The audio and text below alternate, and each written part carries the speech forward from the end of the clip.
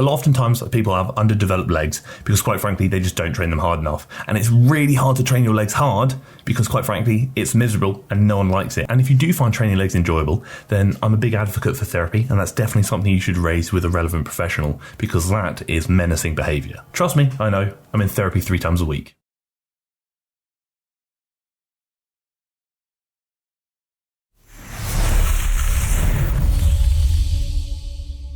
For the first time in a long time, we're going to speak about a man on the channel, and that's actually Will Tennyson, who's actually somebody who I believe a lot of you probably follow because he's obviously got quite a large audience, but he's also somebody a few people have messaged me about on Instagram. They've asked me my opinion on his quality of information. They've also asked for my opinion on his quality of workouts, and that's what we're going to do today, looking at how he grew thick legs fast, and I'm going to be the judge of that, and I'm going to debunk a few bits and bobs if necessary and tell you how you can probably grow thick legs faster or just grow legs faster in general. Before we crack on with Will's video, I'm going to say a little cheeky deal to throw onto the table here. If throughout this entire video you actually learned something from this video and the information I've presented to you, then I would really appreciate it if you did click the button down below to subscribe to the channel. But again, only if you learned something. If you don't learn anything, dislike the video and block me. I'm not worth your time. But if you learn something, I would really appreciate your subscription. So first exercise we're gonna do is for the hamstrings, which is my first tip, is to start with your hamstrings. I have bad knees, and if you have bad knees, it really hurts to go directly into squats or hack squats or wherever your main movement is. That's actually not a bad shout, to be honest. Like genuinely, not a bad shout whatsoever. So realistically, a couple of things there. For a lot of people, your hamstrings or posterior chain in general,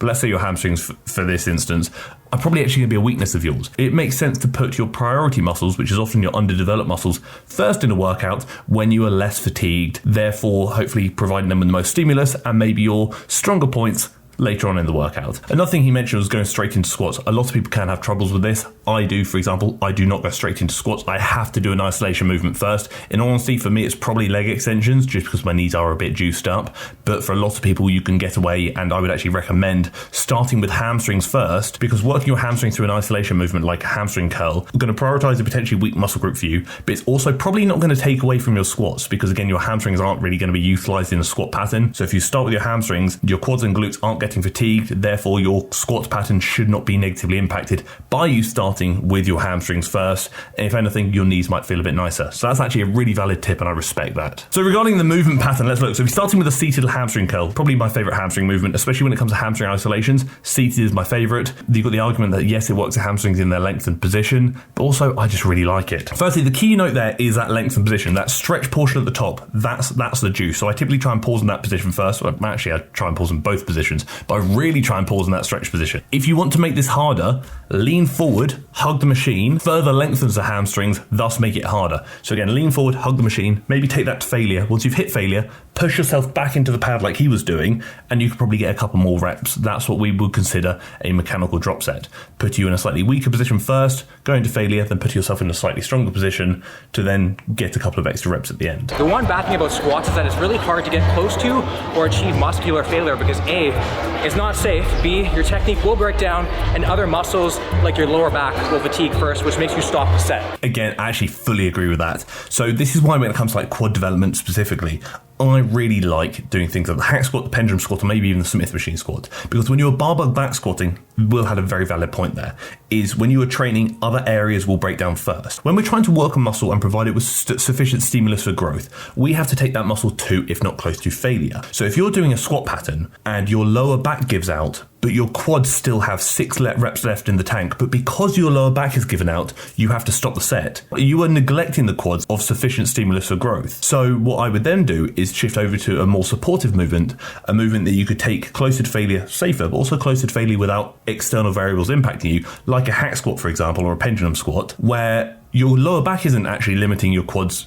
proximity to failure. Your quads are now being the limiting factor, which means in the back squat, your quads has 6 reps left in the tank. Probably a relatively ineffective set for hypertrophy, so building muscle, due to your lower back fatiguing. But now you go to a hack squat, and your quads have hit failure, which is going to be the most stimulating for growth. Going to be the hack squat, because again, you have to look at, is the intended or target musculature, being the quads in this case, your limiting factor, or is it something else? You want it to be the limiting factor. You know there was going to be a disagreement somewhere. You knew I was going to pipe up. So squat patterns like hack squats, etc., very much work the quads in their length and position. And it's really key, in my opinion, to take your quads through a full range of motion when doing squat patterns. The more knee bend and knee flexion we experience, the further the knees travel, the further the quads are going to be lengthened, therefore the greater range of motion they're going to go through.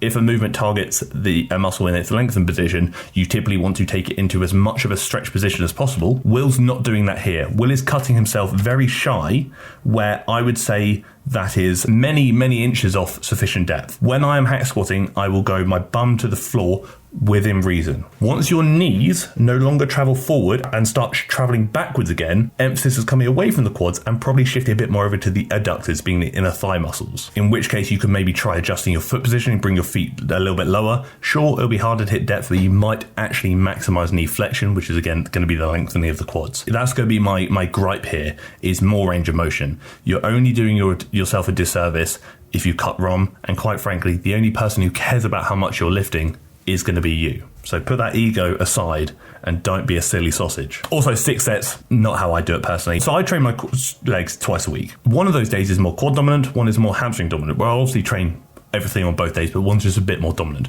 On my quad dominant day, I do 6 total sets of quads across the whole workout, not per movement, for the whole workout. Will's doing that in one movement here. Cheeky little intermission there. All I'm going to say is I'm actually now currently taking on more clients to work with me on a one-to-one coaching basis. If you actually want me to teach you and tell you how to train better on a one-to-one basis online, click the link down below in the description, leading you to the application form, or click the link down below in the comment section, and let's book in a free consultation call when we have a little chat and see what we can do. So you don't need to go crazy heavy low reps. I did that before, got nowhere. A lot of volume, a lot of repetition. The first couple sets will feel kind of easy, and then towards the end, I promise you, it's gonna kill you. Realistically, 5 reps failure, 30 reps failure are gonna warrant the same stimulus when looking at hypertrophy. Again, the reps aren't massively relevant there, provided you're getting enough effective reps per set. It's the intensity. I train most of my reps 5 to 8 reps, maybe 5 to 10 if I'm feeling naughty, and if it's an isolation movement and I'm feeling a bit juiced up in a certain area, I might even push 12 reps, but the majority of my work is about 5 to 10 reps, let's say. That's fine, provided I'm training 2 if not close to failure. Let's say I could only get 5 stimulating reps per set. I'm not saying we can, but I'm saying let's say we could. 5 stimulating reps per set of a set of 5 to failure, or 5 stimulating reps per set for a set of 30 to failure. I'm now getting a lot of, I guess, irrelevant reps in, which aren't causing any real hypertrophy stimulus. They're just causing mass amounts of fatigue. So I actually prefer lower rep ranges, in my opinion anyway. I'm probably going to be more accurate with my intensity if the reps are lower. If you tell me to go 30 to failure, I'm probably going to be wildly off, because quite frankly, mentally I've checked out before my muscles have checked out. Another thing we mentioned is the first few sets are going to be easy, then it's going to get harder. Riddle me this. Why not eliminate the easy sets, the sets that potentially don't warrant sufficient stimulus, and just do the harder sets, the ones that will probably warrant a sufficient stimulus? Why do 6 sets with 4 of them maybe being ineffective sets for growth, when you could just do 2 or 3 sets to failure or close to failure? You're doing additional volume that's probably actually just fatiguing you and not resulting in additional stimulus for growth. By default, if you're doing a couple of sets or 3 sets that are easy doesn't result in growth. Failure or close to failure results in growth. So those I would consider actually warm-up sets and not working sets. See, now he's going through sufficient depth. That's better. I don't know why he was cutting ROM previously. What I would say, he could actually arguably bring his feet down a bit, because you notice that last little bit, his knee started coming back, there. That's when the adductors are kicking a bit more and the emphasis will go away from the quads. So bring the feet down a little bit and maximize the knee flexion. Keep as much tension on the quads as possible. But depth is good here. So I don't know why I was a bit shy earlier. Maybe it was an example, or maybe he was telling you what not to do. Who knows? Training legs is painful. You gotta find another gear, man, and just stick with the set. That's actually a really valid point. So a lot of people actually overestimate their proximity to failure. You think you're a lot closer to failure than you actually are, especially with legs. Oftentimes people have underdeveloped legs because quite frankly, they just don't train them hard enough. And it's really hard to train your legs hard because quite frankly, it's miserable and no one likes it. And if you do find training legs enjoyable, then I'm a big advocate for therapy, and that's definitely something you should raise with a relevant professional, because that is menacing behavior. Trust me, I know. I'm in therapy 3 times a week. If you think you're at failure, you've probably got more left in the tank. And if you're training legs, you definitely have more left in the tank. Your mind will most likely quit before your body does, but are we trying to grow bigger brains, or are we trying to grow bigger legs? Probably the latter. So moving on to leg extensions, again, probably one of my favorite quad movements, because it's one of the few movements that actually trains the rec fem pretty effectively. So the rec fem is a muscle of the quads that crosses at both the knees and the hips, which means when you're squatting or doing leg press pattern where the hips are also moving, you're actually not really changing the respective length of the rec fem, thus not working it as much as you really think you are. Whereas you do a leg extension pattern, for example, hips are planted, just the knees moving, you're going to train the rec fem a lot more effectively. So it's really important to include. Nothing wrong with that. Love it. That's bang on. That's beautiful. Bloody incredible scenes. Honestly, I'd shake his leg if I could. Time for the last set, which we're gonna be doing a rest pause. So you're gonna fail around the 10 to 12 rep range. After you fail, you're gonna get up, shake your legs a little bit, come back and sit down, bang out 3 to 4 more reps with the same weight, get back up, shake your legs. Keep on repeating that until you get to 25 reps. Yeah, that is a way you can approach training. That is definitely something you can consider. Is it right or wrong? Absolutely not. Is it better or worse than anything? Honestly, in my opinion, I believe straight sets will always be number one, but rest pauses where you essentially do a set, maybe leave a couple left in the tank, rest for 15 seconds, go again, repeat until a certain rep range, let's say 25 as he mentioned, are still good, and they certainly have a time and a place, especially if you're pressed for time, could be a pretty good means to kind of get additional volume in without stressing too much about the clock. More often than not, I'll prioritize straight sets. If I feel like I want to contemplate life and maybe put myself through a punishment for all the mistakes I've made throughout my recent years, then I might consider a rest pause as well. Kind of last bit here is him doing some backwards walking on the treadmill. Going to be honest with you, I'm going to stay in my lane. Injuries, rehab, prehab and all that stuff, not my area of expertise, but I've heard from a lot of people, a lot of athletes I've either worked with or spoken to, that reverse walking can be quite nice for them and their knee health. I respect it. Genuinely, pretty solid information. I'm a fan of Will, think he produces some good stuff,